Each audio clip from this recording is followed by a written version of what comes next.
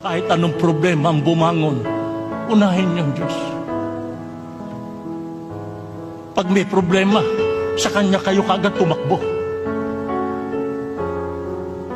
Pag wala na kayong kapanatagan, siyang unang hanapin ninyo.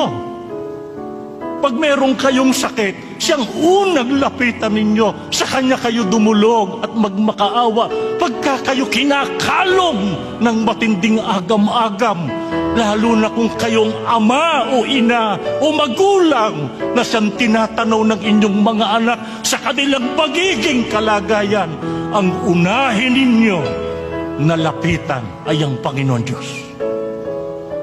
Hayaan nyo na yan ang masalin sa buong sambahayan ninyo, na hindi sila hihiwalay sa Diyos kahit ano pa ang mangyari sa kanilang buhay.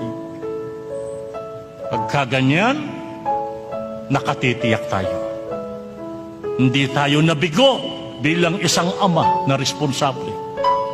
Hindi tayo nabigo bilang isang ina. Hindi nabigo ang isang mabuting magulang kung naisalin niya ang isang tunay na pagkakilala at pananalig sa Diyos sa kanyang sariling sambahayan.